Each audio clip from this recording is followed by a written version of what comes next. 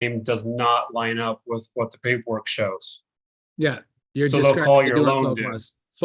Fully aware of all this stuff. I've answered Uh-huh. this. I want to show you something really before I'm going to spend an hour on this. Okay. And I'm going to give you all the answers, but I just want to show you something. The due on sale clause does happen. In fact, you saw with Jade, who was just on here. I was late because of my power outage. I had to run to my buddy's house.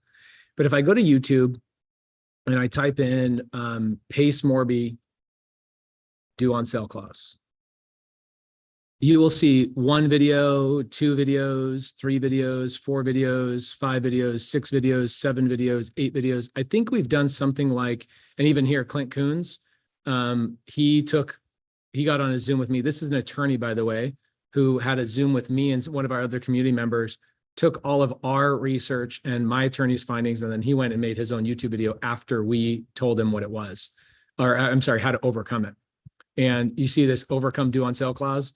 You have not just me creating the content for this, because we're the foremost pioneers of the creative finance realm. You have all the attorneys in the influencer space call us up and say, hey, I want to make a YouTube video about due on sale clause. Can you tell me everything that you know? So very, very aware of due on sale clause. And we've made probably over 20 hours of content on YouTube about it. And so this is a good opportunity for us to just kind of reiterate and hammer down a lot of the stuff that you might have as curiosities that you haven't found on the YouTube channel yet. So your first question is, everybody in here knows what due on sale clause. I obviously know what due on sale clause is. I have had due on sale clause called on me multiple times, multiple times. So your first question is, what is your action if the lender calls the note due? So let me answer your question with a question. What happens when the due on sale clause is triggered? And what happens when the due on sale clause is called, or the acceleration clause is called? Acceleration clause, due on sale clause, it has a dozen different names. What actually happens when the lender does that? What's the first thing that happens? So I couldn't tell you because it's never happened to me. So I'm not 100% sure. I mean, obviously a letter probably demanding, a closeout of the loan or rectifying it as such as it's being read originally, right? There you go. You got it. So the first thing they do is they send you a letter. That letter says you have 35 days to respond to them. Okay. Every letter I've gotten, I've had the due on sale clause called on me 10 times. Okay. The first thing that happens is a letter saying, hey, we're aware of this and we'd love to. No, I don't, man. I'm not using it. Hold on a second. When I don't set up my Zoom, sometimes people forget that they got to mute everybody. So hold on just a second. And I don't have my normal computer with me today. Sadly, I'm on my laptop, so I won't have all my stuff available. Okay, so first thing that happens is a letter. And why is this important for people to understand? Well, it's important because 4 years ago when I launched my community, I had a student named Yui Win. I still have him. He's still in the community. Obviously, everybody that joins Sub2 is always in the community, but Yui Win calls me up and he goes, oh my gosh, Pace, I got the due on sale clause called on me. I need you to call me right now. I said, hey, I'm on the golf course with my attorney, ironically, my due on sale clause attorney, and I'll give you a call back when I'm done. And he goes, no, I need to talk to you right now. I'm like, whoa, what's going on? I get on the phone with him and I said, hey man, I've got like 4 more holes to go. What's the emergency? He goes, I told you it's the due on sale clause. I go, did you read the letter? He goes, no, I haven't yet. I'm just panicking, man. I'm stressed out. I go, read the letter. And he reads the letter out loud and I go, what does it say? You have 35 days to respond to them and tell them what your plan of action is. It doesn't say that they're calling the note due. It doesn't say that you have 35 days until the note is called. It says that you have 35 days to respond to them and let them know the nature of the transaction that transpired. Okay, so the lender is like, wait, what happened here? We're confused. What happened? So they send out a letter, a demand letter, asking for you to explain to them what happened. And I have a copy of the letter that it's always the same one. Okay, it's like identical across all lenders. Okay, it says, hey, we assume you're in breach of contract in accordance with blah blah blah blah blah. This breach consists of your violation of the mortgage. Da, da, da, da. Therefore, you are required to rescind and transfer title and restore title back to the listed blah blah blah blah blah. If you fail to restore title within 35 days, additional costs will be incurred, and there will be a possible foreclosure of your property will commence. Okay, that's what the letter says. It's the same letter every single time. So what does it say? It says, we want you to send the title back to the seller. We want it back in the seller's name, right? Because that's the thing that triggers the due on sale clause, right, Sean? Right. Cool. So if that's the letter you get, and that's the way that the lender responds, and then the lender, what would happen if I decided I'm just going to throw this letter away? I would assume they're going to send a stronger letter. Yep, they're going to send a stronger letter. And then when you ignore that letter, by the way, I never have ignored a letter. I'm just letting you know that what happens. Okay. And that's not the answer. That's not the answer to the question of how do I overcome the due on sale clause. You've heard I've had the due on sale clause called on me 10 times, and we have 14,000 community members in sub 2. We did $10 billion in creative finance transactions last year. So you can imagine, not only have I had the due on sale clause called on me, but we've also had a little over 200 community members also have the due on sale clause called on them as well. What percentage of those have ever lost a home due to the due on sale clause? I'm going to assume 0. That is correct. It's 0.0. And I'm going to walk through why that is and give you the answers and all that kind of stuff.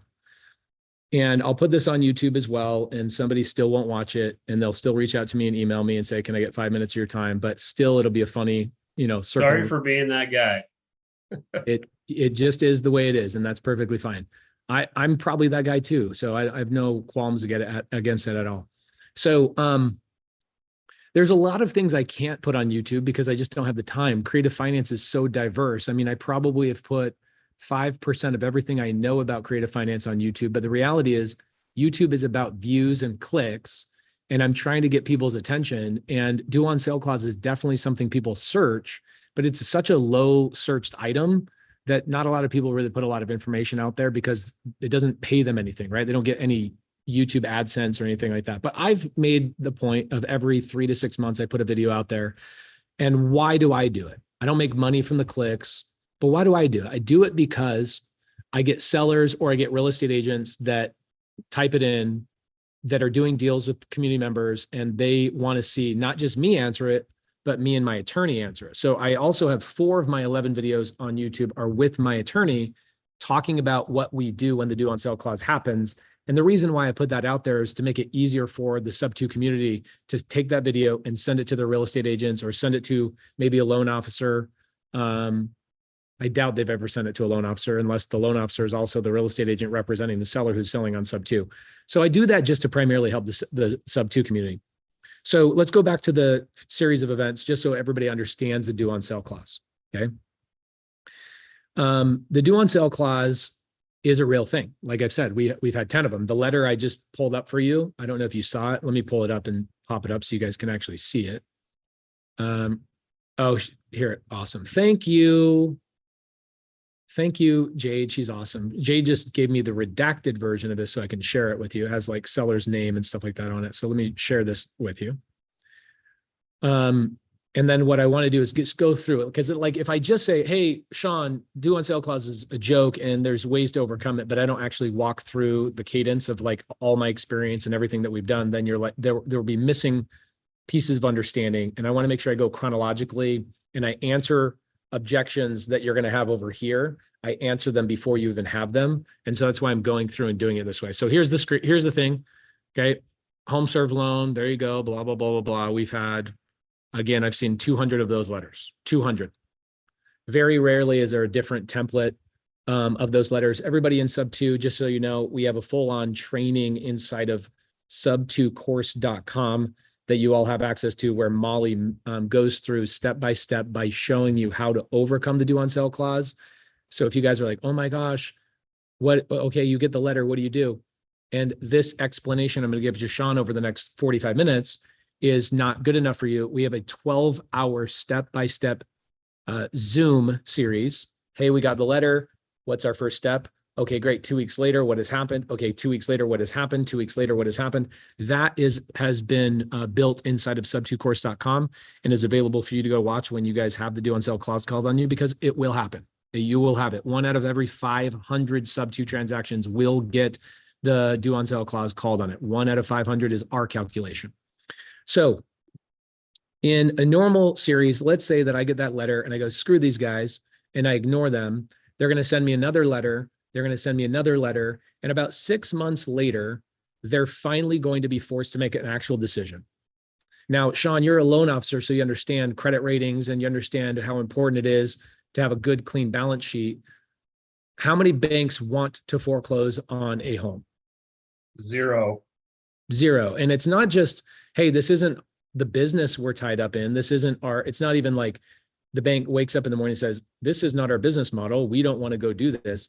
It actually hurts the bank. Not only does it cost them money to hire a trustee, it also hurts them lost revenue. It is definitely not something they're equipped to take over a property that very well could be damaged or maybe vacated. And now there's, maybe if you're in Oregon or Washington or California, maybe there's squatters living in the house like that. Beyond all of that, it actually hurts their credit rating, right? They all get a credit rating and they get a credit worthiness, which allows them to get warehouse lines of credit and all sorts of other things so they can go out and issue loans, just like the company you work for, Sean. I'm sure you guys have a warehouse line that you guys issue loans for, and then you rebundle those and you sell them off to larger institutions. Is that correct? Just to be clear, I'm not a loan officer. I do hard money lending. Oh, cool. Awesome. Cool. So I can touch base on the hard money lending side of things too, which is great. All right. So in the traditional world, I get a letter, I get a letter, I get a letter, I get a letter. It goes about 6 months, and then they have a hard decision to make. And either A, 80% of the time it just goes away. They don't care. They just move on because they're receiving the payments. Or B, they actually have to go and take that house all the way through foreclosure, which depending on the state you're in, that could be 90 days or that could be 2 years, right? So the due on sale clause requires a foreclosure. They can't just take the house back from you. They can't just go through. They have to go and take the deed back from you. They have to remove your ability to have that deed, and they have to foreclose and legally take that deed back from you to get the ownership of that property back. I don't know a single person in my life, in my experience, whether it's a student of mine or not, or even people in the last 100 years that have been doing sub-2 transactions. I've never known of somebody that just blatantly stopped making payments that ever had the due on sale clause actually go all the way through. The 4 times I've ever seen the due on sale clause go through based on our research and the analysts that I have working on my team, all 4 times somebody either A, passed away, or B, their whole business imploded and they said, screw it, I'm just not going to make the payments. And the bank came in and had no other recourse but to foreclose on that home. Well, guess what? That has nothing to do with the due on sale clause. Those houses were going into foreclosure regardless, right? And it wasn't until they decided, oh, we need to go hire a trustee to foreclose on these people that were behind, that they even realized that the deed was transferred in the first place. It's not just rare, it's like beyond rare. One, to get a letter, but it does happen.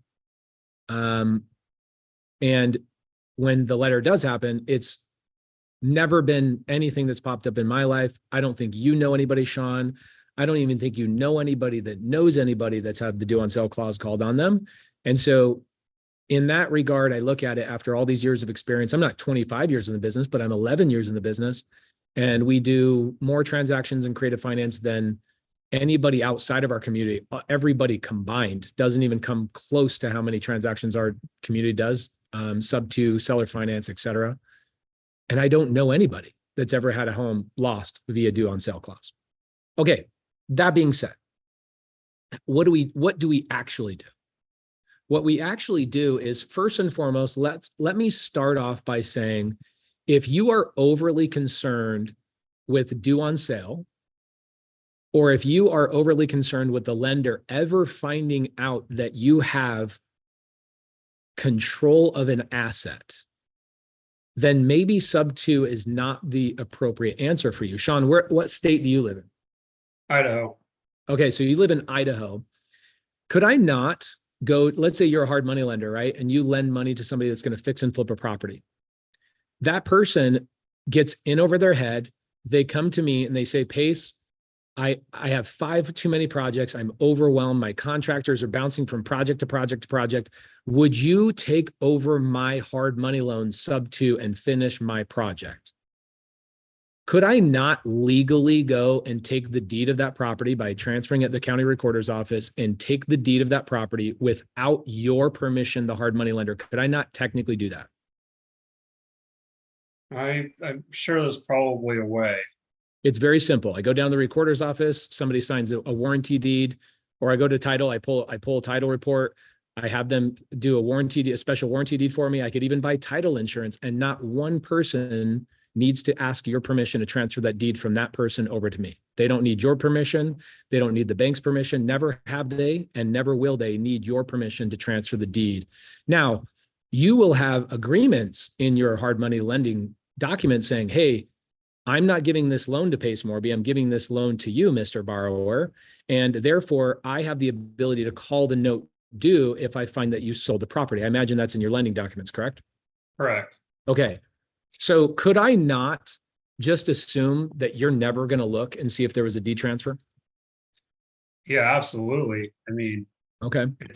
I'm not going back and looking at all these different deeds. Right, because you don't get notified, right? There's nobody at the county recorder's office saying, hey, Sean, just want to let you know, Pace came in here, paid us the $17 that it costs for him to transfer a deed. By the way, he didn't need your permission, but he did transfer the deed. And I just thought you should know, because I manually went into your lending documents and I read the provision that says you should be notified in the event of a sale, but they didn't do that. And I know it's not a criminal offense, but it definitely is a breach of their contract. There's no criminal time. Nobody's going to prison for any of this stuff. There's no fraud. There's no mortgage fraud. There's none of that kind of stuff. But I just thought I would let you know, because I manually noticed and I looked that up. Is there a 1% of a 1% chance of that ever happening? Probably not, right? Pretty minimal, yeah. I would say there's a 0% chance of anybody notifying you, whether it's the county recorder's office through a digital means or even a manual phone call. And so it would require somebody from your office or yourself to do the manual search at the county recorder's office to see if that deed has been transferred. Cool. So I could, even though your hard money loan says, I don't want you to do it, I could still legally do it without your permission. And by the way, I do it all the time, and a lot of my students do it all the time. Now, let's say I'm one of my students that is very trepid, very hesitant, letter of the law type of student of mine, and I have a lot of those. Could I not do a lease option with your borrower, therefore not having a deed transfer whatsoever, and gain control of that asset, that I could go and renovate that property, take it to retail, sell that property, and execute my option through a retail sale? Absolutely.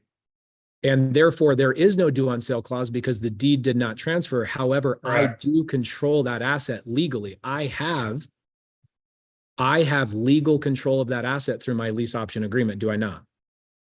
Yeah.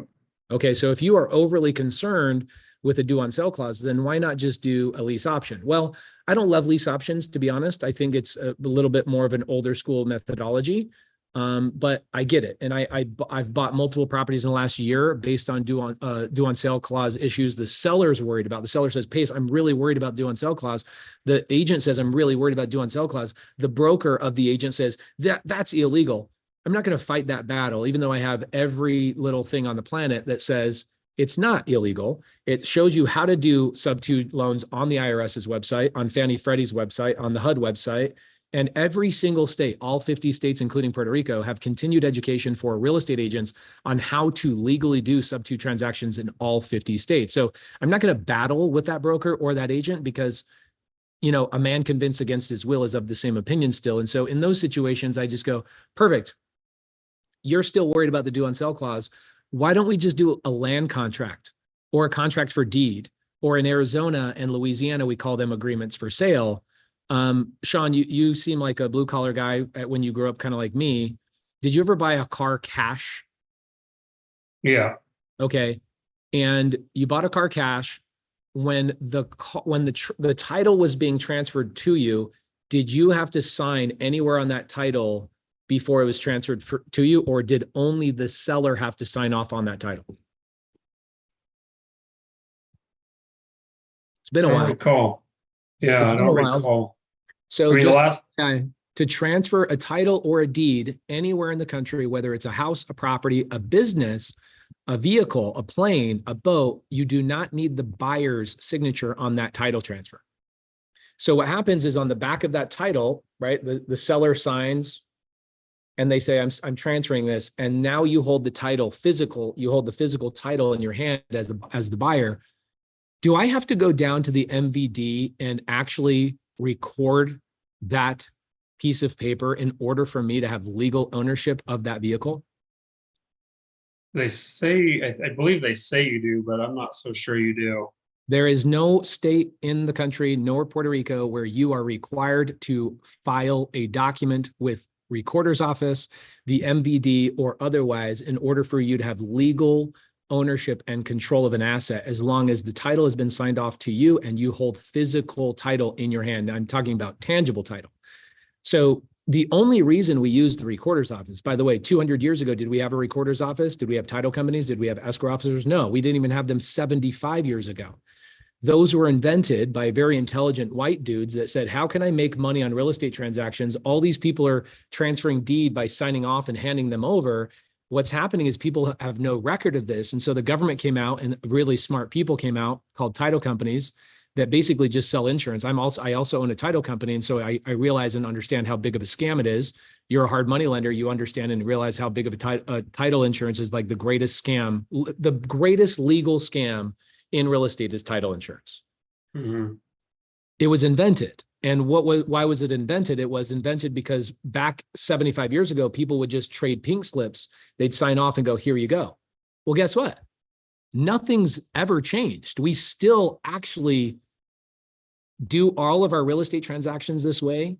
We do all of our vehicle transactions the exact same way we did 75 years ago, 200 years ago, and 300 years ago.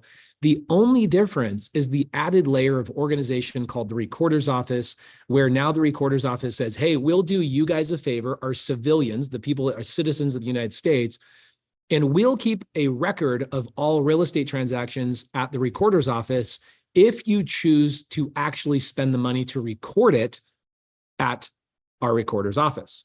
But what if I choose not to record it at the recorder's office? Does that mean that document is no longer worthy or valid or legal? No. Of course it's valid and it's legal. So could I not go to your borrower, your hard money lender borrower, and say, hey, I'm going to do a contract for deed, which is a form of creative finance, where I take legal ownership of the property. The difference is your borrower signs the deed, hands the deed to me. I simply just do not record that deed until I sell it to my new borrower or to my new buyer. Could I not legally do that with my paperwork? Good. Okay. In the United States, these types of contracts are called executory contracts. They've been around for over 400 years. In Arizona, they're called agreement for sale. In Louisiana, they're called agreement for sale. In Pennsylvania, they're called a bond for deed. In Florida, they're called land contracts. In Montana, they're called contract for deeds. Every state has a different legal terminology. Idaho, I believe, does contract for deed and land contract. I've heard both terminologies, but it's the same exact thing. Basically what it is I'm buying somebody's hard money loan subject to, I just simply don't record the deed until I decide I want to record the deed, showing that that deed has therefore transferred. I also could, let's say, take your hard money loan, right? You've got your loan, right? That's a different document than the deed. These are two completely separate documents. You've got your debt, which is a note, okay? And a deed of trust. Are you guys a deed of trust state or a mortgage state? I believe deed of trust. Okay, cool. So you have a promissory note and a deed of trust that is recorded against the property to secure your interest as the hard money lender. But you don't own the property. The person who owns the property is the one that has the physical deed, right? Right. So your borrower could simply transfer the deed to me, sign off on it. I take that deed and I don't record it. What I do is I have physical control of that deed. I then go and I finish the renovation. I list the property with my real estate agent. We find our buyer. Our buyer comes to title. Could I not just transfer that deed from your original borrower to that end buyer without that deed ever going in my name for 1 second? Correct. So do I ever really need to worry about the due on sell clause if I truly understand how to do creative finance?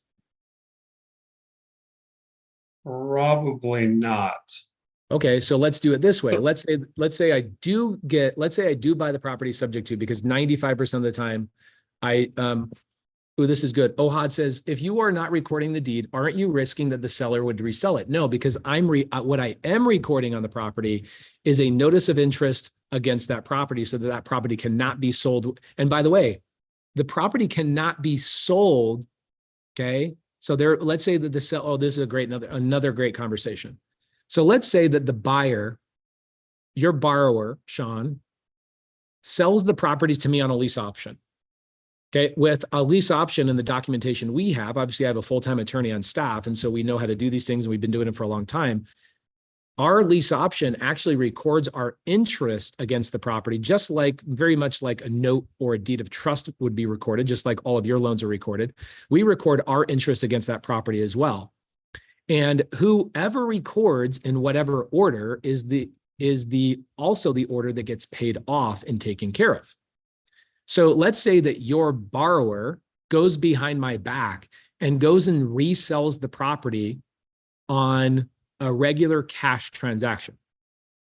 That title company that's handling his behind my back cash transaction is going to pull a title report where they see the hard money loan. They're going to see my notice of interest with my lease option as well, not a deed transfer, but they'll see my lease option recorded against the property. And they will go to that seller, the guy who's borrowing money from you, and say, hey, these things need to be paid off with the new buyer's money in order for this new buyer to A, get the deed, and B, get title insurance.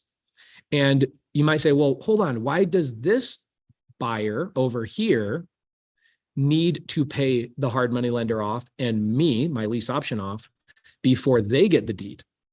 Because they don't understand creative finance. And that therefore is what they demand. They say, I will buy this property, but I demand the deed. Wait, you're telling me I don't have the deed? No, I'm not going to do that. They don't understand creative finance. Could they do it technically? Yes, they could. But my notice of interest.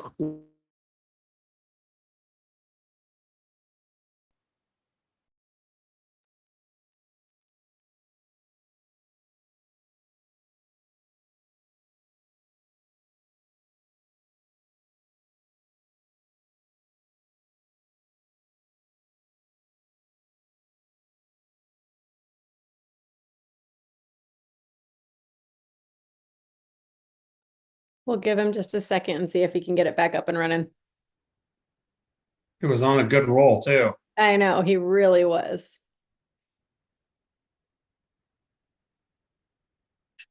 He's probably gonna have to log all back in and everything.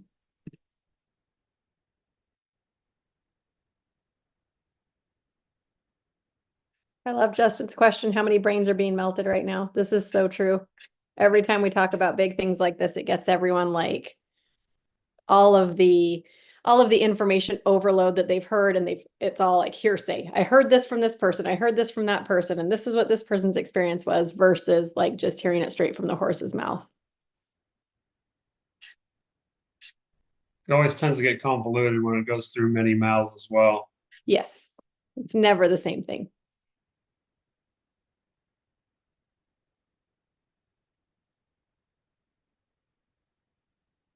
Yes, Justin, it is all inside the vault. The series that he was talking about that walks you through the due on sale is absolutely amazing.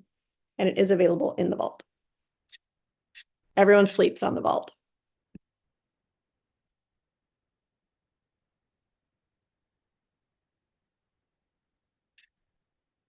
I live in the vault. Yes. Smart people. Sorry, guys. This is what happens when I go to somebody else's house on Wi-Fi. I apologize. So this is probably going to happen to me multiple times tonight, guys. I'm so sorry. Thank you so much for being patient. So let's say that I do get the due on sale clause called on me. I buy a house subject to, and I get the due on sale clause called on me. Now, what do I do? Understanding the mechanics of how this all works. And by the way, I think what everybody gets really confused is a couple of things, right? After I've had this question answered 100 times of me, more than 100 times, probably 1,000 times. And what's interesting to me is that, like, with the due on sale clause question, I 100% with pure certainty, when somebody asks me the question about due on sale clause, my first assumption is you've never encountered this whatsoever. Because once you encounter it and you understand the mechanics behind it, you go, wow, why does anybody worry about the due on sale clause? It's kind of the boogeyman, kind of a joke. But even if you are afraid of the due on sale clause, there's 4 different legal transaction types that you can handle or you can do, like a lease option. That the reason I bring up a lease option is because everybody knows what a lease option is, especially in the real estate world. I could easily do a lease option, avoid all due on sale clause issues. So if that is your biggest concern is due on sale, then just do a lease option and you gain full control. You get credit for the payments if you decide to do that in your lease option. You also, what's great about a lease option is 2 years ago, we hired an IRS auditor that used to work for the IRS for 15 years that found the legal way for us to take depreciation on a lease option contract. So I can take depreciation, cost segregation, even though I've purchased the property on a lease with an option to buy. So there's very few downfalls to a lease option other than, you know what, I just prefer to have the deed in my name. And so one of the main reasons I buy subject to 95% of the time, and I'll tell you a couple of reasons why I won't buy subject to in a second, but the reason why I buy 95% of the time through subject to is because I just prefer to have the deed in my name from day one. And because I understand the due on sale clause at such a high level that it's a waste of my time to do any other type of transaction. The only time I will do an executory contract in Arizona, it called an agreement for sale. By the way, this is continued education for all agents. If you guys are real estate agents, go into your continued education classes and you can take a continued education class on executory contracts and how they've been around for hundreds of years. There's not a single state in the United States that does not allow executory contracts.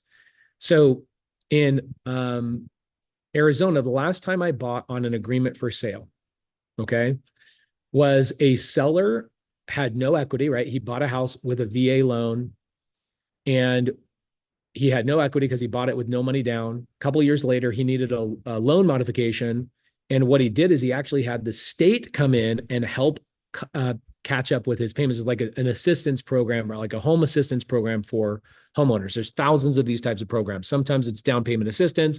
Sometimes it's like, hey, you lost a loved one or you lost a form of income in your household. The state actually uses their money to catch up those payments. And then they put that loan in second lien position.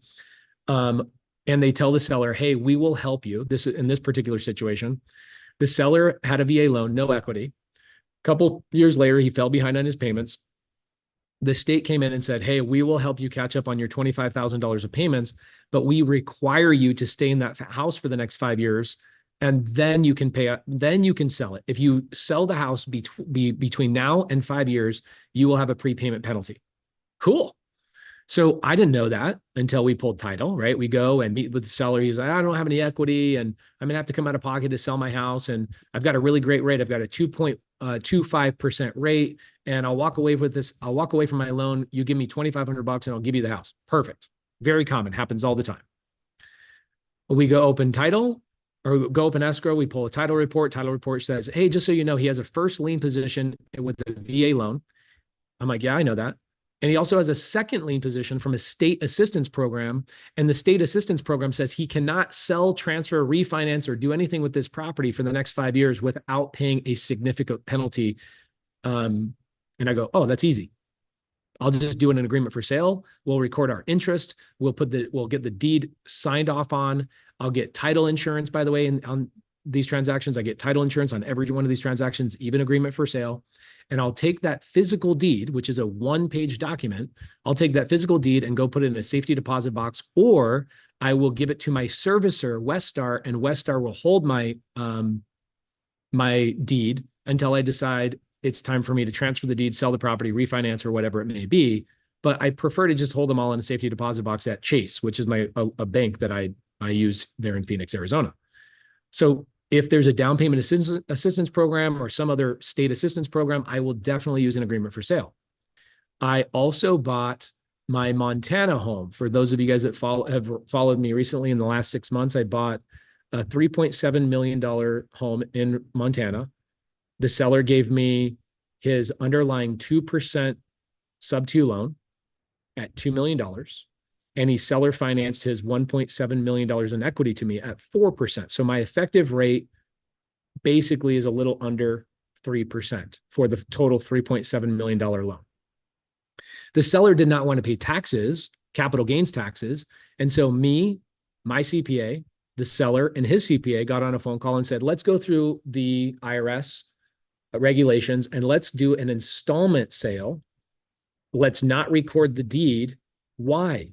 Why did the seller not want me to record the deed?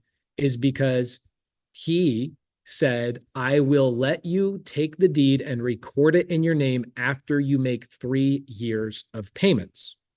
Okay. And this is where this came from. He didn't know what he didn't know. So how does he know to even ask me for that? When I asked him about the property, I said, do you need a down payment? He goes, no, but I just want to be secure. And I go, well, the larger the down payment you take, the more capital gains taxes you're going to pay in 2025 for your 2024 sales price. And he says, ooh, so you're saying I don't want a down payment? I go, no. I mean, if you don't want to pay a large down payment, if you bought the land, you developed the property, you're all in for $2 million, you're selling it to me for 3.7, you have a $1.7 million capital gain. He goes, well, I've lived in the property. I go, yeah, but you haven't lived in the property for the last 2 out of 5 years. You've only lived in the property for 11 months. You're going to have a capital gain. He goes, crap, how do I avoid the capital gain? I go, you give it to me on seller finance. My CPA and your CPA can structure a 10-year payment plan where over those 10 years, you can basically mitigate your capital gains tax. Another Zoom for another day, how you do that. Super easy. Seller says, oh my gosh, I love that. So what do you think we should do? And I go, I think we should do a no down payment. I start making payments to you. And how many years of payments would you feel comfortable? Oh, I said, we should do a no down payment seller finance deal. And he goes, oh, well, then I have no security. I go, okay, here's what we should do. Why don't we do a lease option where I lease the property from you for 3 years. And if I make all my payments on time and I do everything I say, then I can transfer the deed in my name after 36 months. And he goes, wow, what kind of contract is that? And I go, it's called a dating contract. I date you for 3 years. Then after those 3 years, we get married and the deed goes into my name. He goes, that's awesome. I love that. Like, why didn't I know about this? I go, because I created it about 7 years ago. Very similar situation with you. I do a lease option. All of the payments that I make for those 3 years go towards my principal, my interest, my taxes, my insurance. It all gives me credit towards my $3.7 million purchase price. I go, oh yeah, I love that. If you make all your payments all the time, you should get credit for that stuff. So that's the structure I just did there. The seller just simply was like, if we do no money down, what's my security? I don't want to have to foreclose on you.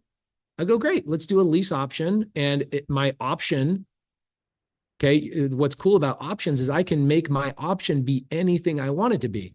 My option can be, I can sell the property, refinance the property, or my option can be that I just buy the property subject to, and that's how I execute my option if I've done my 36 months of payments. Seller was like, holy crap. His CPA says to me, do you have a course or something? I need to learn this. This is insane. He's been a CPA for 40 years, right? So there's no reason why you can't do a lease option or agreement for sale or land contract or contract for deed. If I can't overcome with my confidence, my sales prowess, my objection handling, if I can't overcome the fear of due on sale, it doesn't mean I can't buy that property creatively. I just don't call the transaction subject to. I call the transaction agreement for sale, land contract, contract for deed, bond for deed, lease option, one of those many, many varying things. And that's why creative finance is such a big iceberg, is there's so many amazing ways for you to legally do these transactions that have been done for hundreds of years. And so let's say that I do buy a property subject to. Let's go to like actually your real question. I get the property subject to, I buy it. 3 years later, the lender's like, what the crap? This guy bought the property without letting us know. They send me the due on sale clause letter. They give me a demand. You have 35 days, blah, blah, blah, blah, blah. Guess what I do, Sean? Well, first of all, it's going to go to the guy that sold you the property, right? It does not go to him. It goes to me. I've changed. Really? Yes. All information in the mortgage portal. I hired a third-party servicer called Westar, or there's 7 different servicers we use depending on what we're doing. I have servicers that will service seller finance notes for airplanes. I have servicers that will service lease options. I have servicers that will service 30 states, but not the other 20. I have servicers that are expensive that will serve all 50 states. There are literally over 200 servicers, 200,000 servicers in the United States. Toro services or servicing is really good, or Del Toro servicing is really good. Fay servicing is awesome. Westar is really good. Evergreen is really good. All of these companies are multi hundreds of thousands of notes that they service. You're a hard money lender, so you don't have somebody service your notes, but every loan that Bank of America does, Chase does, or whatever, they hire a servicer to service all of these notes and manage all of the payments. So for me, when we go buy a property subject to, I hire Westar servicing. I pay $150 when I close escrow, or at least my transaction coordinator does. I don't do any of this stuff. And Westar will go in and make all the payments for me. They will keep up to date on all the taxes, the insurance. They will keep all the notifications. They email the seller. Here, I'll show you this month's Westar. Yeah, I used US services over in Vegas, so I'm familiar with that side of it, but I'm just thinking on the bank side, they have the lender's info. So that letter, I would assume, would go straight to the lender, unless the lender reached out and said, this is my new, forwarding address, however you want to Yes, call it. we replace all of that. We get a power of attorney at close of escrow. Our transaction coordinator, everybody goes in and manually changes all of the information. So here's a couple of, let's see, 7-2. So this is just a couple of weeks ago, right? I use Westar servicing, and guess what happens is not only does Westar notify me, Westar notifies my insurance company, they notify the HOA, they notify the seller if the seller elects to get that notification. They notify everybody every month. Most of my sellers that sell to me subject to don't ask to be notified. They're like, I don't care. I don't want to mentally even think about it. But before we close escrow, we've already changed over all the information in their mortgage portal, and all of the information of the mortgage goes to us as the manager of that property. And so the letter does go directly to us. I've never had a due on sale clause or ever heard of somebody getting a due on sale clause unless they just didn't do the very simple task of replacing the information in the portal. And also the servicing company manages that as well. And so when you change your information, or the insurance company changes their price, or let's say property taxes go up, the servicing company manages all of those things. And what they do is they charge me $17 flat fee to handle the sub 2 loan. And for all additional elements of that loan, so let's say sub 2 loan, HOA, private money lender, let's say I bring in a second position private money lender. I also have taxes, insurance, let's say, is escrowed separately. And I have 5 different people that are being notified, and also the seller. They charge me $7 per email that goes out on a monthly basis to the people that want to be notified. And then they manage those accounts. They keep up to date with them, and they give me monthly reports if I ask for it, quarterly reports if all of that kind of stuff. So no, I don't know anybody that does a sub 2 deal that does not go into the portal on a sub 2 loan. Wells Fargo portal, Chase portal, Bank of America portal, or the servicing company's portal, and change out all the information so the lending and all of the information goes directly to you. Okay, so we kind of got off the topic a little bit. So you were answering the crux of the question, which is if you were provided that letter. Yeah. So if you were provided that letter, then here's what I do. In our contracts, when we buy the property in the first place, we have multiple disclosures in the contract say, hey, just so you know, the due on sale clause is a real thing, Mr. and Mrs. Seller, and it will happen. Let's plan on it happening. If it does happen, here are the steps that we take. This is in the contract. This is also in any agreement, our wraparound mortgage that we create. We create something called an all-inclusive trust deed. And we do all of that at title. We have the title company create all of these things. They get recorded, obviously, at the county recorder's office. We get insurance for these things. Everything is closed the same exact way that a traditional transaction would be closed. And what happens is in the agreement, it states, in the event of the due on sale clause, we already have documentation signed off by you, the seller, that I can deed the property back to you. I don't need your permission anymore. You've already given me permission. I can deed the property back to you, and we then reformulate the transaction into a lease option, an executory contract of some sort, an agreement for sale, or what have you, whatever I decide to do. So the way you overcome the due on sale clause is you deed the property back, and then you repurchase it, even though you've already done the paperwork maybe 2 years prior, 4 years prior, 3 days prior, whenever it was that you closed. All of that agreements were already signed and put together in the event that the due on sale clause does happen. So it deeds back to the seller, then we recontrol the property through a lease option. And all of these are documents and paperwork that is pre-signed before close of escrow. Makes sense. I mean, that was kind of the answer I was figuring you were gonna say, because that's Uh-huh. kind of where you started. Yeah, and that's why I started the way I started, because there's people on here that are not as intelligent or experienced as you are that maybe just joined our community in the last couple of days. So I thought it'd be a good opportunity to kind of go through like all of the little things, right? And all of the actual ways that people used to transfer ownership in things.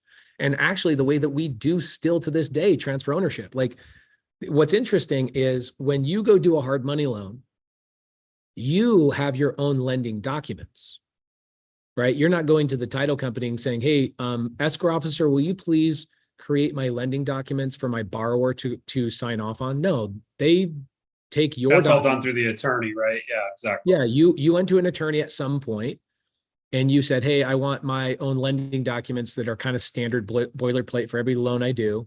And you changed a couple of inputs on it, right? Percentage, points, blah, blah, blah, terms, whatever. You change it, but it's basically the same document over and over and over and over. The escrow officer doesn't do anything with that paperwork except one thing. Well, actually, two things. They settle the dollar amounts between all the parties, right? That's what the escrow officer's job is. They settle all the dollar amounts. They make sure everything's copacetic. And then they record everybody's interest at the county recorder's office. And then we go to the title company, right? This is where people don't understand. Obviously not you, Sean, you understand the difference. The escrow officer is like the cashier. I tell this story all the time. This is why it's the greatest scam of all time. It's like if I go to Costco and they're checking out all my goods and groceries, they're taking it out of my cart. That's called a title report. They're making sure that everything that I'm buying is in good working order. It is what I want to buy. They're basically doing a title report when they're scanning all my stuff in. Then the cashier asked me, how are you paying? Here's the greatest question of all time. When was the last time? Well, Sean, you're older like I am. So, you know, you use your own credit card, your own debit card, but how many people in here have used their own, how many people in here have used your parents' credit card, your wife's credit card, your husband's credit card, what have you to buy groceries and nobody asked you whose money it was? Okay, Sean, I'm sure you give your wife or somebody in your family a debit card and they go swipe it and they don't run into issues. This is what's interesting.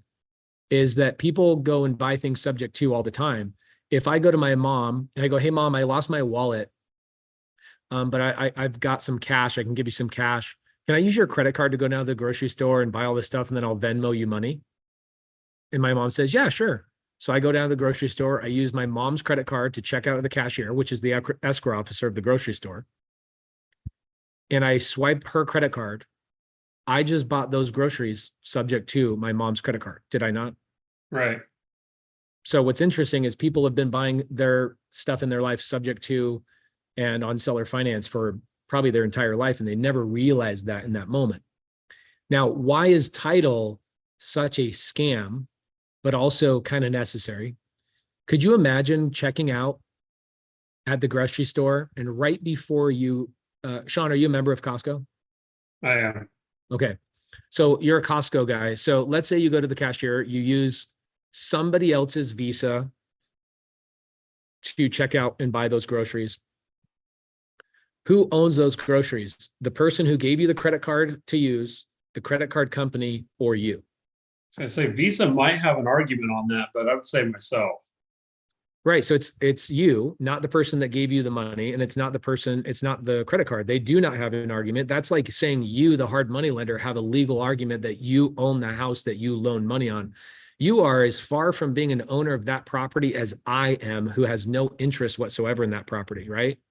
That's true. So the lender has no argument whatsoever. And so people need to understand this is a commonly misunderstood thing, is that people go, doesn't the lender own the house? No, the lender does not own the house. They simply put a loan against it saying, I know you own that house, but you owe me money. So if you ever refinance, sell it, or what have you, you have to pay me before you go do these things, right? Which is where the due on sale clause comes from. But here's where the title is such a great, amazing scam. If I go to Costco, doesn't matter whose card I use. I could use my own card, my mom's card, it doesn't matter. I have the cashier, she looks at my cart, she checks if I have anything on the bottom. She says, is there anything else you want? You know, she goes through the whole thing. I go, no, I'm good. All right, great. We pay. She gives me a receipt. The receipt is who owns the groceries. I physically have the receipt. What is the receipt of real estate called? It's called the deed. So whoever has the deed is the owner of the property, not who has the debt, which is the credit card, right? Those are two completely separate things that have nothing to do with each other. And that's the thing that blows people's minds. They're like, hold on a second, you're right. I could buy groceries with my mom's credit card, but the grocery store gave me the receipt. I have proof that I'm the owner, yet my mom owes those dollars to that credit card company. I could screw my mom over and not pay her that money back. Definitely. That is definitely a risk. And I think the due on sale clause is honestly a joke of a risk compared to the risk of somebody defaulting on taking over mom's credit card to buy those groceries. I think that's a way more significant and real problem. So here's where the scam comes in place. Could you imagine right before you go out the door at Costco, right before you go out this door at Costco, the store manager walks up to you, Sean, and says, hey, Sean, I know that you used my escrow officer, or I'm sorry, my grocery clerk. I know you used my grocery clerk, and I know we made money on that transaction. But when you walk out this door, and the person at that door is going to do what? They're going to check your cart against your receipt. And if they find something off, even if it was the grocery clerk's fault, they forgot to tag something. Maybe they got a big box, a bunch of bottles of water, and you thought they tagged 4, but really they only tagged 3. If my guy at the end of the door finds out that you have 4 cases of bottles of water, but my clerk only charged you for 3, I just want to let you know I'm going to charge you for theft. Unless you give me $100 right now as an insurance policy against the mistake that my clerk might have made. The good old insurance. Yep. That is what title insurance is, my friends. Title insurance is the escrow officer has already made money. And a very intelligent white dude was like, how do I scam the American people? How do I create an insurance policy? How do I create an insurance policy to screw people over and charge them $100? Or for us, it's like, I think our average title policy. Yeah, thank you, bro. You saved my life. Thank you. The average title policy is like 1% of the purchase price. So you could get not maybe 1%, maybe like half a point. If you're buying a house in Boise, Idaho for $600,000, your title insurance is going to be $3,000 for an Alta policy. What is a title insurance more than protection against the escrow officer screwing up? Yeah. This is why lenders like you, Sean, you get a lender's policy. Why do you need a lender's policy? Well, because what if the title rep, or I'm sorry, not the title rep, what if the escrow officer didn't check the whole title report and missed something? Wait, isn't that what I paid you for? Didn't I pay you? Didn't I go through your checkout line for you to tag all 4 bottles of water? That's what you got paid for. You're telling me you want to charge me extra money to make sure that your employee that you made money on didn't screw up. And in the event that they screwed up, then you'll get an attorney of your choice, not my choice. Oh my gosh, it's the greatest scam of all time. And people don't even realize this. They're all talking about the due on sale clause and all these other things. Meanwhile, every real estate transaction you ever do, you get raked over the coals. And it's like, wait a minute. No, I don't want a title policy. I just want you to want you to warranty your work. Oh no, we won't do that. You have to get a title policy. And so people are like, oh, sub 2 is illegal. I'm like, meanwhile, title companies, me included, make all my money. I don't make much money on escrow. I make all my money on title insurance, and it's a scam. 1 in maybe 10,000 policies ever get a problem. 1 in 10,000, right?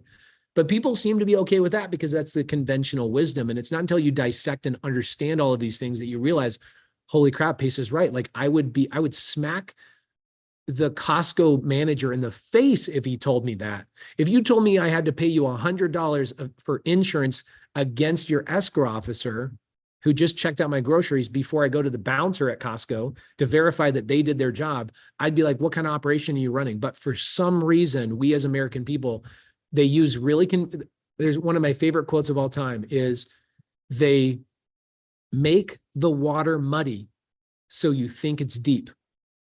Yeah. So welcome to real estate, guys. They use the most confusing words on the planet, title and escrow. Guys, those are not the same thing. Escrow is the transaction, the human being that's doing the paperwork and recording all the paperwork at the county recorder's office, and they're communicating between the parties. Okay, it's the cashier of the real estate transaction. And title is the insurance company that says, we will ensure that that escrow officer did her job right if you pay us 0.5% of the transaction. Greatest scam on planet Earth. And I will happily continue to make money legally on it as long as they allow it to be legal. But yeah, there you go. Insurance, in case stuff happens, if it doesn't happen, should I get my money back? No. Here's what it really is. Insurance, just in case my employee screwed up, I don't want to come out of pocket to fix it. So I want you to buy an insurance policy that will cover my employee's screw up. So this is also why you guys should always negotiate, okay? You should always negotiate your title fee, your title and escrow fees, because especially as a lender, right? Like, I don't know one time, I always tell my private money lenders and my hard money lenders default to a lender policy, but my private money lenders don't even know what a lender's policy is. So I go, hey guys, you should get a lender's policy. It is a scam, but let's make sure that we tell them, hey guys, I know you have a standard lender's policy for $485. We'd like to get that reduced down to $350. Okay. Yeah, James Smalley says, now do PMI. PMI is another scam, and I love it so much. I could break that down in an analogy. It'll break your freaking brain, but I just don't have the time. So, Sean, do you have any other questions or anything, any holes to poke in my argument? No, I mean, that was good. It's a simple answer. You know, if they were to come and call the loan due, then you make the transfer. So makes sense. Yeah, and they don't want it. They don't want it back, you know. And here's how I learned this. You might wonder, how the hell do you know all this? You definitely know what you're talking about. You've definitely been through the ringer. Holy crap, Pace, you pulled up a due on sale clause letter that you obviously still own that property to this day. What happened to that? Well, here's how I learned the due on sale clause. I learned the due on sale clause. I was so lucky. My first due on sale that was called on me was about 8 years ago. So about 3 years after I was doing sub-2 and seller finance transactions, about 3 years in, I have a seller that's in foreclosure, and the property name is Apache Trail. Seller's in foreclosure. He's got $21,000 in arrears, and he calls us on Thursday, and the auction was set on Friday. So he calls us on Thursday, typical foreclosure seller, right? Sellers that are in foreclosure typically are like an ostrich with their head in the sand. And the seller calls us up and he goes, hey, I'm going to lose my house tomorrow and I don't know what to do. And that one thing you talked about, that sub-who thing, whatever that thing was, do you want to maybe do that? I run over to the property. We get him under contract. I open escrow that day, Thursday afternoon. We pull title. By the way, title does not take 3 days to pull, guys. Title takes about 14 minutes to pull. It's just that title companies are really lazy. So, or escrow officers don't know how to read a title report. Surprising. So you put a rush on the title report. I own a title company, so I know how to pull title. I go, okay, we're clean. Everything's good. He has one thing on here, which is his foreclosure. We need to wire $21,000 right now to catch up the arrears and stop the foreclosure. So I call one of my private money lenders. I go, hey, I need $21,000 plus closing costs. So I need $25,000 because, yeah, I know it's stupid. I got to get you a lender's policy. Yeah, I know it's a scam. Yeah, I also know that the title policy is a scam. Just give me the 25 grand. So they wire 25 grand to title. Title disperses and wires money, $21,000 to the trustee. This all happened within probably 3-4 hours of me getting the house under contract. We wire money, catch up the arrears. We stop the foreclosure, and we then get,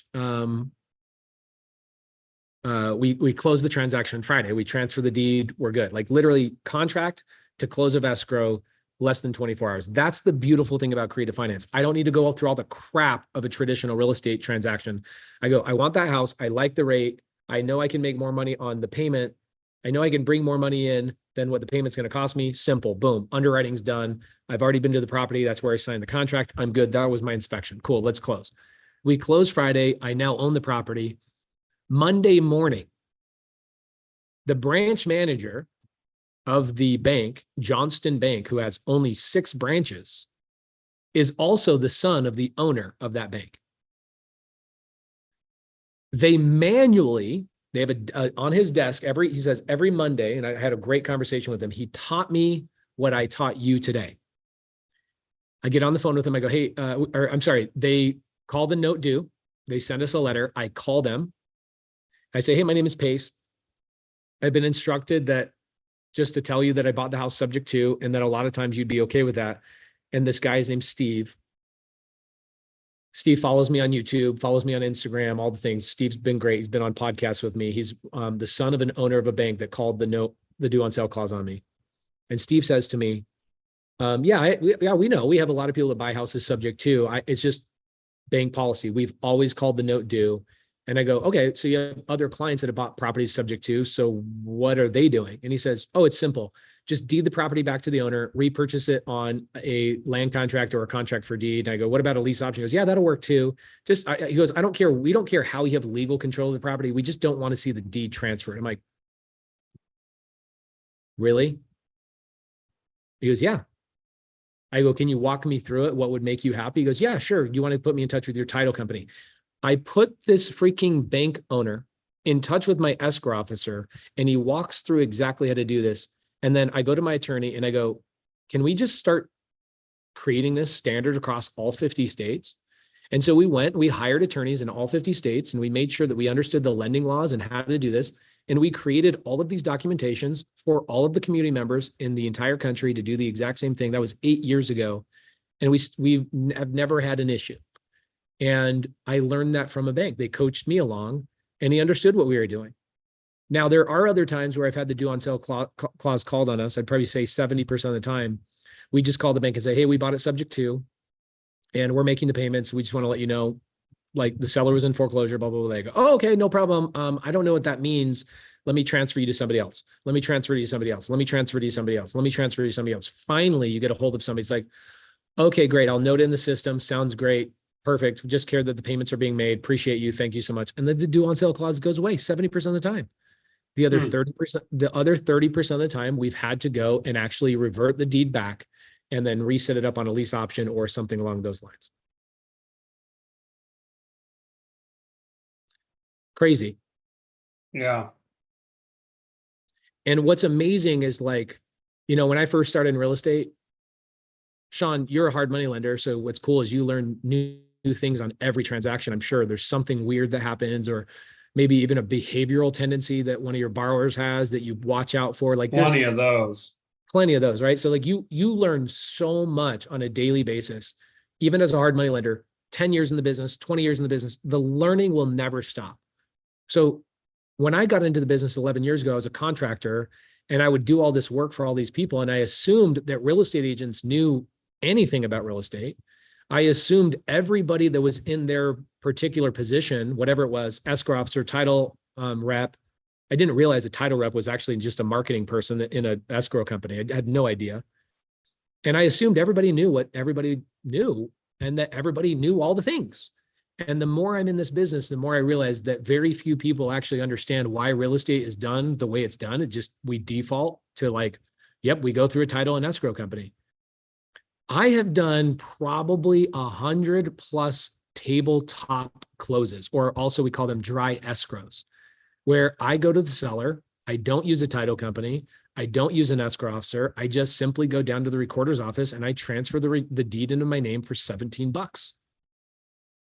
You don't need anybody. You don't need a title rep. You don't need an escrow officer. You don't have to go through any of these things to do a real estate transaction. I could go to Sean. I could go to anybody here that owns a house. You transfer the deed you sign off on the deed to me. It's a 1-page document. I could print it out. You sign off on it. I go down to the recorder's office, transfer it for $17. I'm now the new owner of that property. I don't need anybody to do that. And Are you talking about a quick claim? Nope. You could do a quick claim too. Quick claim is quick claim is the same way, but the difference between a quick claim is you're not pulling a title report beforehand, and you're not getting any sort of, like, understanding of what the heck is going on. Quit claims are really scary, as you know, because I bought a property on Wolf Street like 7 years ago from a lady named Desiree, and I bought it for $110,000 cash. I mean, I was wholesaling it, so I didn't have the $110,000 cash, but I get her under contract. We open title. We find out she bought it on a quitclaim deed. And I'm like, Desiree, why did you buy this property on a quitclaim deed? She goes, I don't know. Like, I don't know. Come to find out, the person who sold it to her had a child support lien of $110,000, which is exactly what she was selling the property to me for. I had to go back to that original seller, find the baby mama, negotiate the child support lien from $110,000 down to $1,000. That's a story in and of itself. But I learned very quickly, quitclaim deeds are just a bad news for the most part, unless I think where a quitclaim deed makes sense is if you have a married couple and they're getting divorced, the divorce decree says somebody needs to get off this and somebody needs to deed it to the other person. You don't need to go through a whole entire process of like title and like a title report. You've been married to each other. You've owned the property together. All you're doing is relinquishing your ownership. A quitclaim deed is way better when somebody's just letting go of their ownership to the other party who already owns the property with them. So you're essentially, in that quitclaim deed, you're more or less just removing yourself from ownership because this person already owns it. In that situation, a quitclaim deed is perfectly fine, but I would never do a quitclaim deed. I would always do a title report. I would always go and check record. I would always make sure that I get a warranty deed. I'm not a warranty deed, but I get a deed transfer, not a quitclaim deed. And the way you do that is you pull a title report and you make sure you do it. Some people can just go to a title company. They'll charge you $200 for a title report, and then you can go down to the county recorder's office and do it.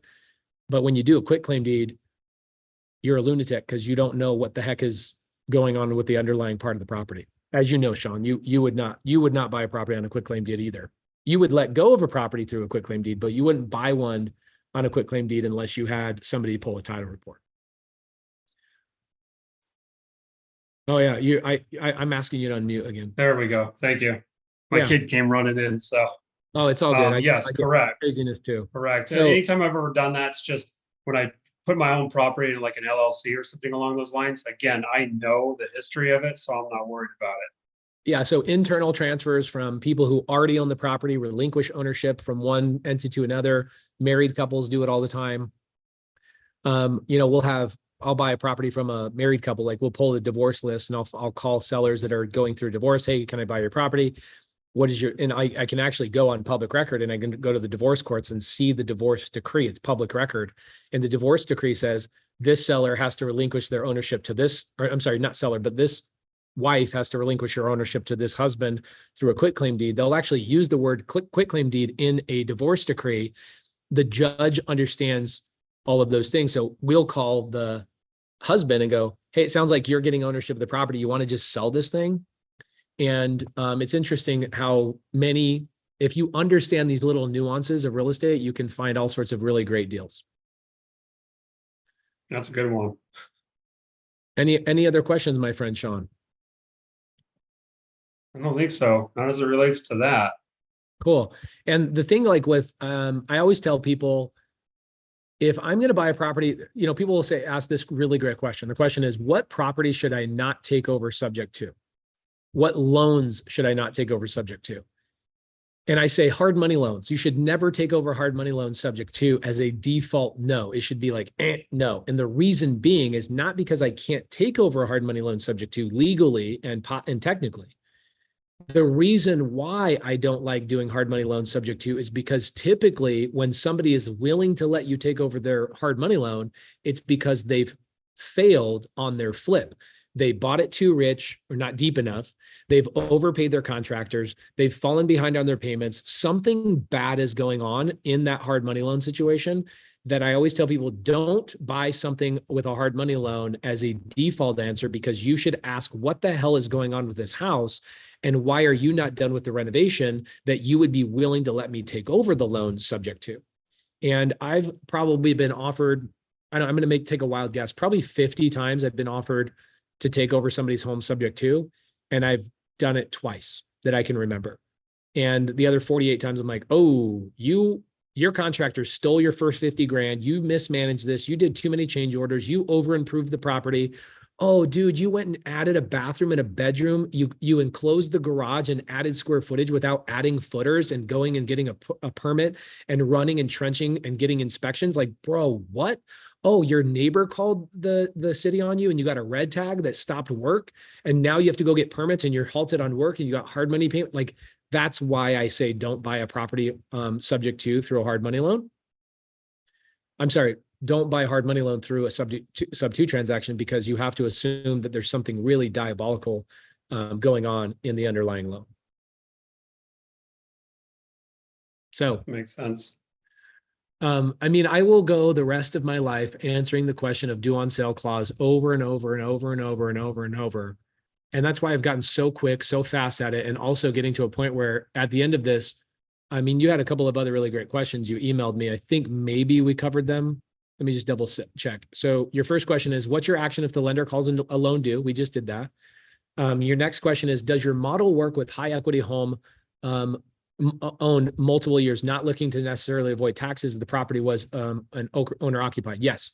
So the we call this a hybrid transaction. And I would say 30% of my transaction are actually hybrid, which is seller sells the property to me subject to, I take over the underlying sub two loan first position.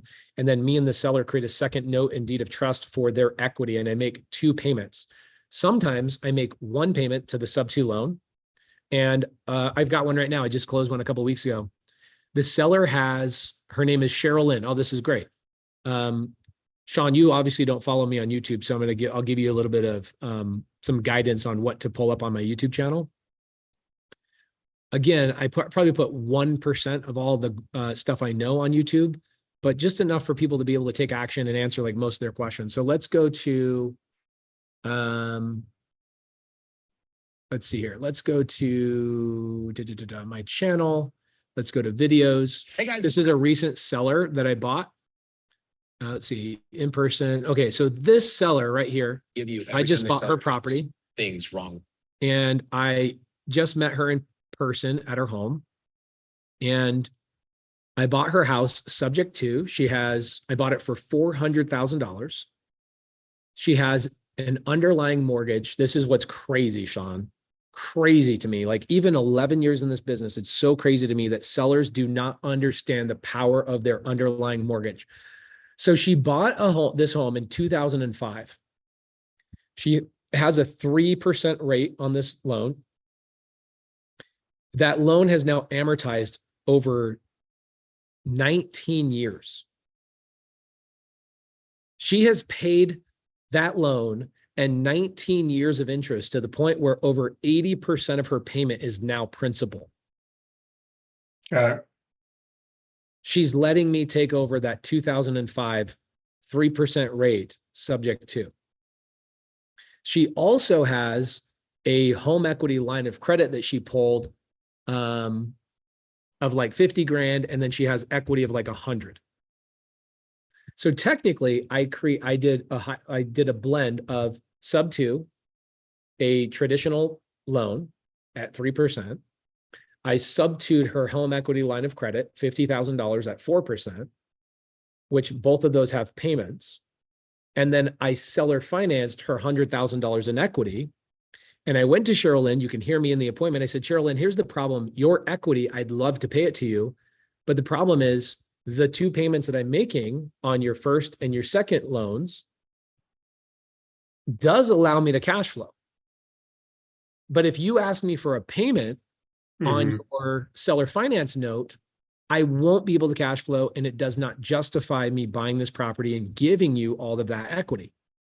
She goes, okay, that makes sense. And I broke down the math. I wrote it all down for her. I did it in this video, by the way, wrote it all down for her. Here's how I'm making money. I asked her in the appointment, do you want to know how I make money in this transaction?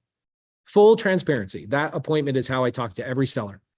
You should know about the due on sale clause. It's a fit. This is the challenge, is that my community gets the full.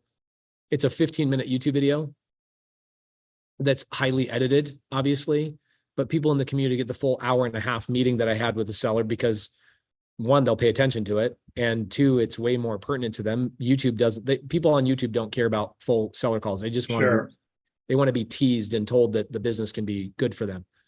So in that appointment, I tell the seller, I go, I can't afford to make payments to you for your third position loan.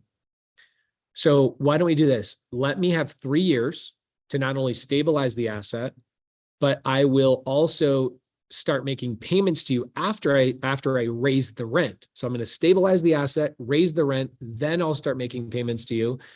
And I will make 7 years of payments to you and balloon you out in 7 years or 10 years.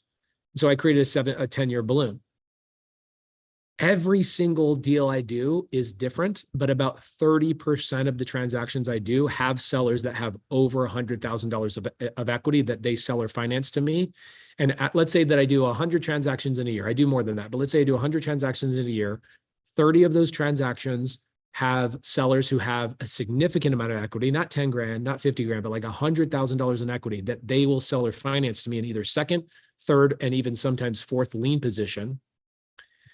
I bought a property in Decatur, Georgia 4 years ago where I bought a sub-2 loan with a HELOC.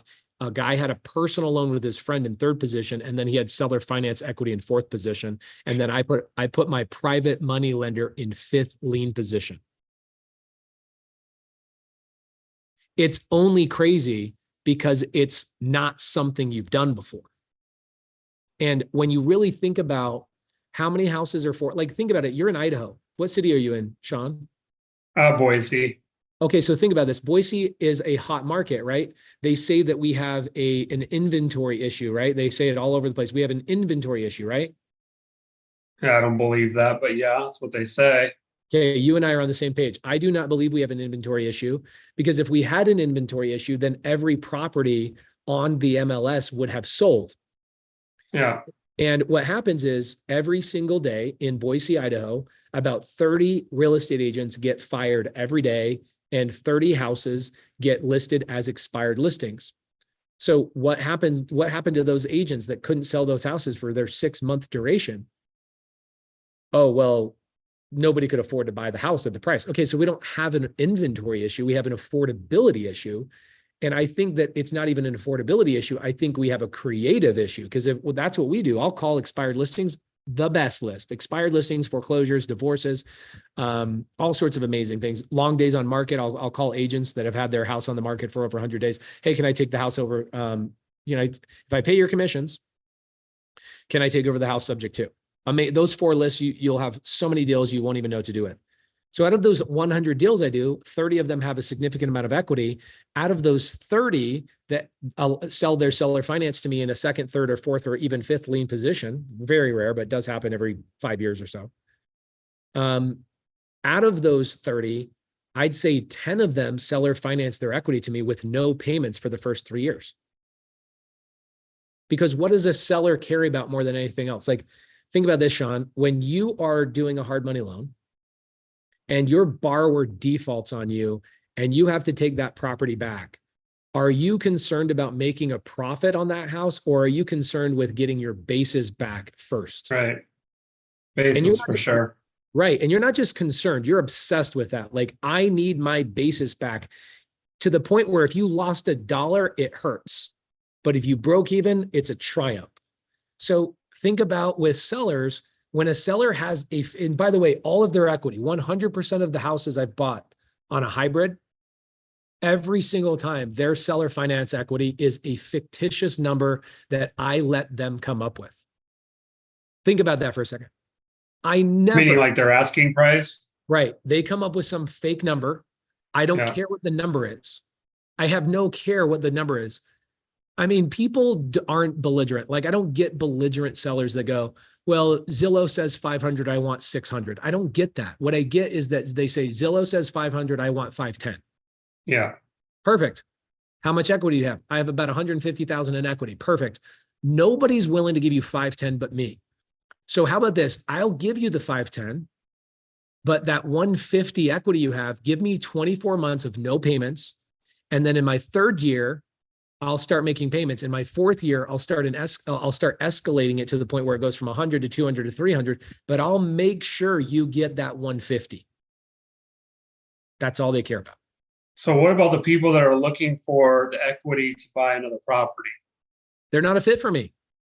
Okay. Just like, what's your rate and points that you charge? I mean, it can be as high as 12% just to touch the money, and then you're, nowadays I'm probably somewhere around 10 points. 10 points? Oh yeah. Holy crap. Okay, you're the most expensive points I've ever heard in my life. That must be an Idaho thing. But No, I 12 mean, when we were at 3%, 4%, I was still getting 6. that's crazy. Maybe we're talking about two different things. Like in Arizona, the hard money lending landscape is really competitive. And so nobody charges points in Arizona. What people do is they typically charge a flat rate of 14 to 16% flat rate interest, just simple interest, no points. Mhm. Outside of that, I see a lot of people charging 12 points plus 12 Up front. 12% for the loan Yeah. and 2 points up front. That's typically Annual. Oh, 2 points up charging front. Got 10 it. points Okay. up front. Yeah, I see what you're saying. Okay, cool. So, if I'm a borrower and I come to you and I go, "Hey, Sean, I have other hard money lenders that are willing to give me 8% and 1 point," what would you say to me? Well, to be honest with you, I always have to look at the property. I have to understand the circumstances of why you want my money, because that tells me. So let me back up. I'll also ask them, what is it? How did you get yourself in this position, right? So I ask all these questions because I want to know, besides just looking at numbers, a lot of times these guys don't have good credit anyway, but they all have a story. I want to Yep. know what that story is, because that's going to be a tall tale for me as to whether or Bro, not they're going to be able to pay back You the are loan. you are describing my business to a T. Right? People will say to me,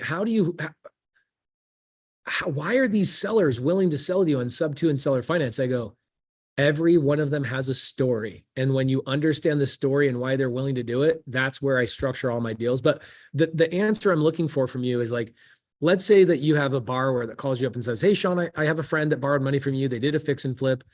I need some hard money." And you go, "Okay, great. Send me the blah, blah, blah." You send them a quote and you go, "Hey, it's 10% plus 2 points up front and a doc fee," right? And the borrower says, "Sean, my dad will give me money at 6% from his pension or from his 401k. Like, what? You're so expensive." What do you say to that person? Well, sorry, try not to make this complicated, Your but answer, it your depends answer on to how much them is money I have liquid too, right? So if right. I'm But short on money, your then I'm answer gonna is say, okay, get the money go from with your dad. There you What's go. that? Your Yeah, answer is go to your dad. Why are you calling me? right. That's the answer. So it's the same thing for us. If a seller says, "Pace, I need this money," I'll give you a good example. Remember the seller that had the baby daddy, the $110,000 that I bought her house cash and there was a child support lien underlying? Yeah. Her name's Desiree.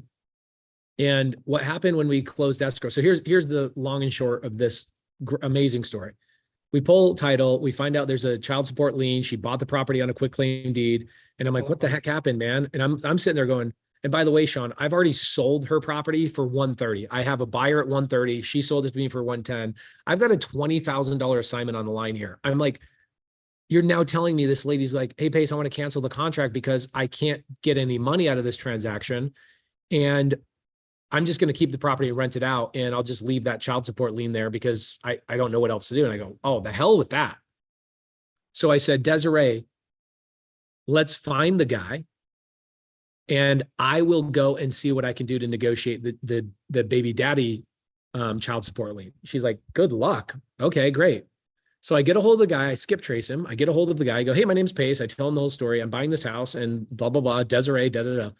And he goes, "Dude, that lady that I have a baby with, she will not call me. I don't know what's going on with her. I have no clue where she's at. I've actually tried to give her cash a couple of times and she won't even accept. She hates my guts. Like, this is not going to work out." And I go, "Okay, well, can you give me her name and number?" And blah, blah. He goes, "Dude, it's not going to work out. Leave me alone." He hangs up on me.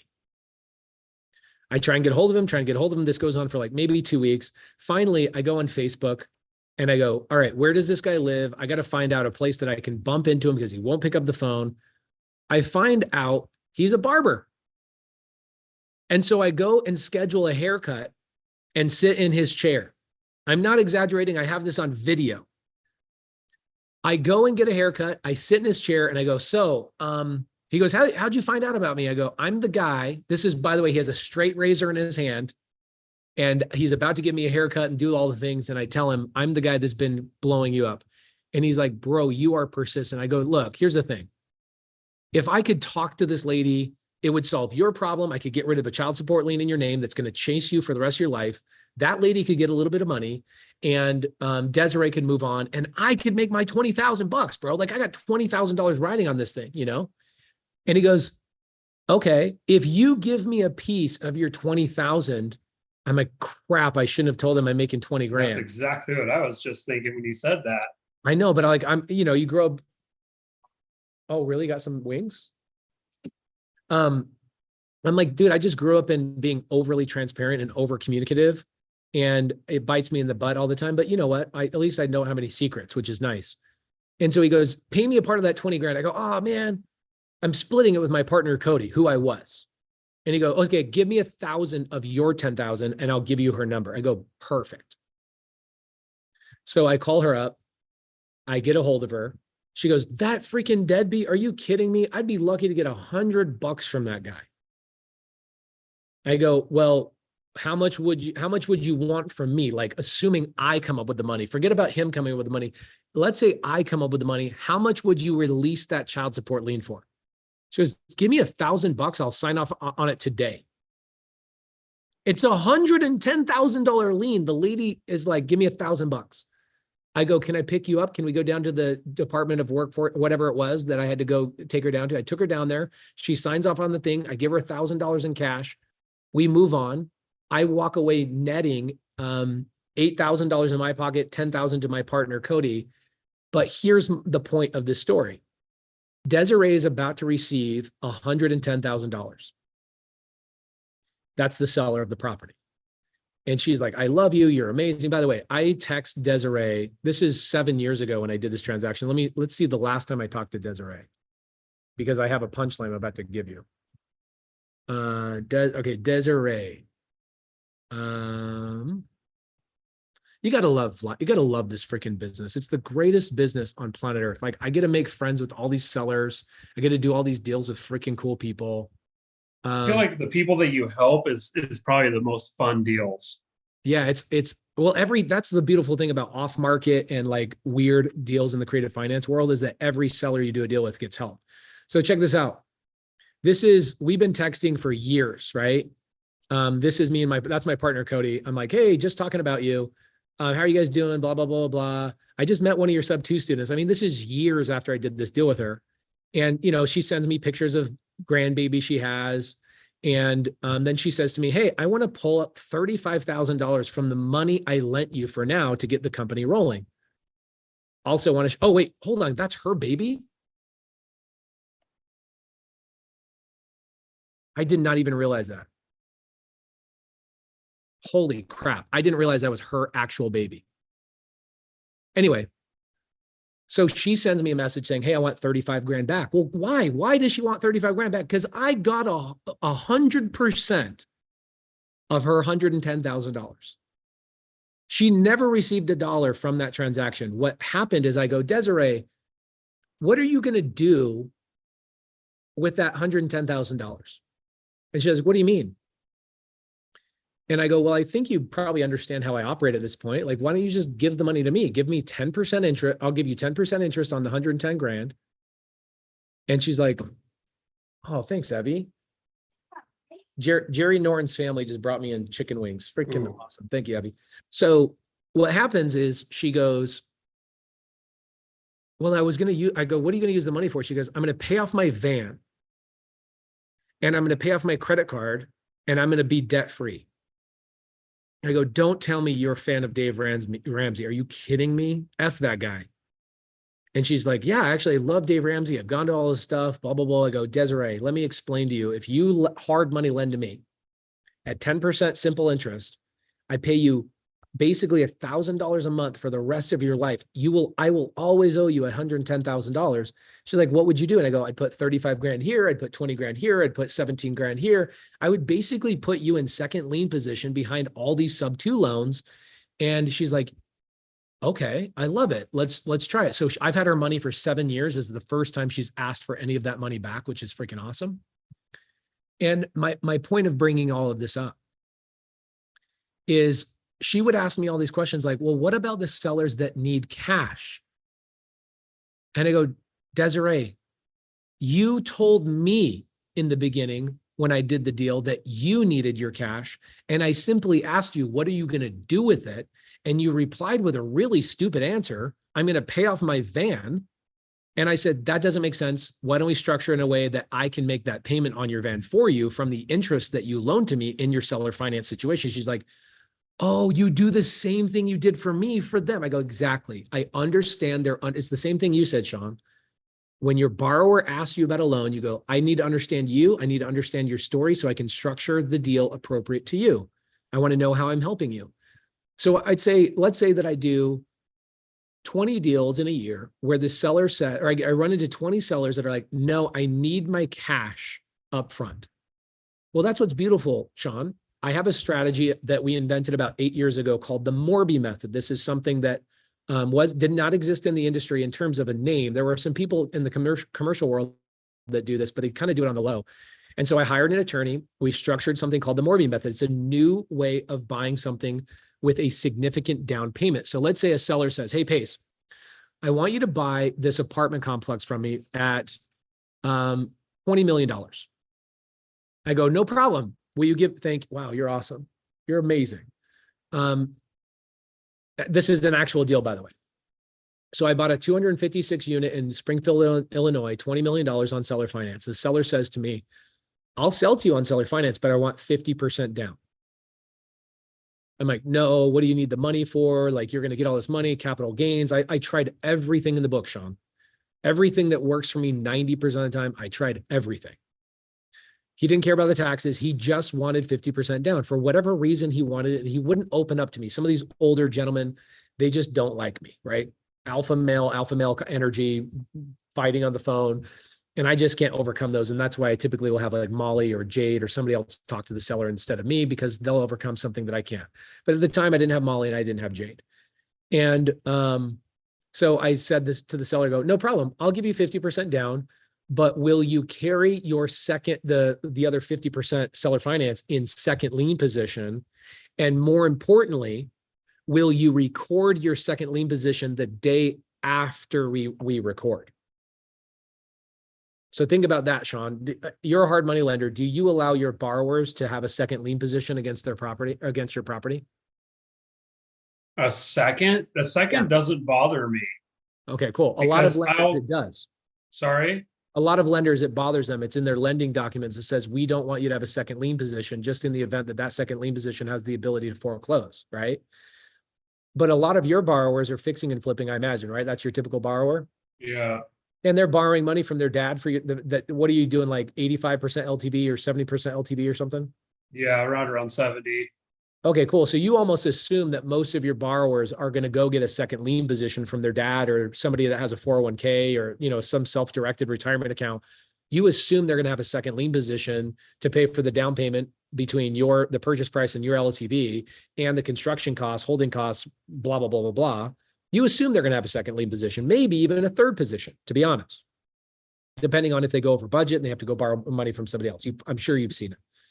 So some lenders don't like that. And so I have a commercial lender named Marcus and Millichap, big company. I'm sure you've heard of Marcus and Millichap. They're massive, massive company. And I go to them, I go, hey, I'm going to get a loan. This is going to be a loan that I pull my credit. I want a loan for this much money. The lender brings that money to the table. The seller receives that, and that's their down payment from me. And so this gets complicated for people that are brand new, but the way it works is Marcus and Millichap brings 10 million. I bring 10 million to the table from a private money lender. I close the transaction. The seller refunds that $10 million cash back to me, and we create a second note and deed of trust for that 10 million, and I pay my $10 million private money lenders back. So in this 256 unit deal I did in Illinois, I have a first lien position with Marcus and Millichap. The seller has received the $10 million that came in from Marcus and Millichap, went to the seller. So he got his 50% down.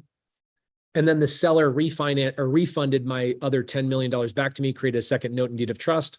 And I own that property and I have a 5-year, no payment, no interest note on that $10 million loan. And so when a seller does ask for a significant amount of money, I always revert to, okay, you want 50% down. Could I do the Morby method here? And we probably, I think last year with our transaction court, we have Sean, you don't know anything about our community, but we have 14,000 sub-2 community members that did about $10 billion in creative finance transactions last year and about $10 billion in cash transactions last year. So totaling $20 billion. But we also have a community of women, primarily, there's about 95% women that do the transaction coordination for all of these lunatics like me. And I would probably say that they did 600 or more Morby method transactions, which is a transaction where a seller wants a significant down payment, but is willing to sell or carry the other 50%. And depending on the first lien position and the terms that I get there, and depending on how much I can bring in and what is left over between money I bring in, money I pay to Marcus and Millichap for my monthly, if there's no money left over, then I don't pay the seller any money until I can raise rents at year 3 or year 4 or year 5 or whatever. And I put that in my agreement. And the seller understands that. Why does the seller understand it? Because I gave him $10 million. Right. So how many of you guys have done Morby methods in here? Where are my Morby method community members? Give me a me in the side chat. Okay, Ingrid, I remember 2 years ago when you first did your Morby method, I was walking around in a parking lot in Houston, Texas, when Ingrid calls me, Michael Manazzacani and Mundo. I actually signed as a witness on Mundo's Morby method. Mario Bush says, explain that again, Pace, please. Mario, do me a favor, go into sub2course.com and watch the Morby method training that we have. It's like 7 trainings, all chronological. Go watch that, okay? A lot of people that are listening to me, especially newer students that might have joined today, are like, holy crap, Pace is talking fast, saying words I've never said. Well, guys, I'm talking to a hard money lender. I can speak a language that's different than a language I would speak to a brand new student, right? So a lot of people in here have done Morby methods. Now, to answer the other question is what happens if a seller wants too much of a down payment or they need all their cash? Well, that's like the client that says to you, Sean, I have a 6% lender called my dad who has a retirement account. Why should I use you, Sean? You're so expensive. You go, then why'd you call me? Not every seller is a pick and a good fit for us. And that actually is a good thing. That makes sense. So that story where you started off with that gal that had a decent amount of equity in her home. Yeah, Sherilyn. What was her benefit in doing the deal that she did with you? Because I see easily your benefit. What was hers? Her benefit was a couple of things. So here's the story. She bought the house in 2005. She got a home equity line of credit against the house because she wanted to, her kids moved out. House is now too big for her. This is now 2019, 2020. She goes and gets a home equity line of credit. She has a contractor steal all her money. Okay. And you can imagine a lot of your borrowers that borrow money from you as a hard money lender, they're fixing and flipping houses from sellers who had pain. Like nobody's buying a 60% of ARV deal from a seller that's not going to be a bad thing happen to them that they cannot recover from. And that's what happened with Sherilyn. Sherilyn had this contractor steal money from her, never finished the renovation. And so for basically 3 years, she was taking her pension money and basically hiring a handyman to go through for 3 years. And what's funny is people are going to listen to the story and they're going to go, that sounds like a needle in a haystack type of deal. It's not. There's literally thousands of these stories, right? Where are my OGs in here? Type in the amount of deals there are right now in the United States, right now off the top of your head. You think right now, if you started calling, how many of these types of stories are out there? Okay. Joe Corte says, I'm doing plenty. Marcel, tens of thousands. Tyler Townley, good to see you, brother.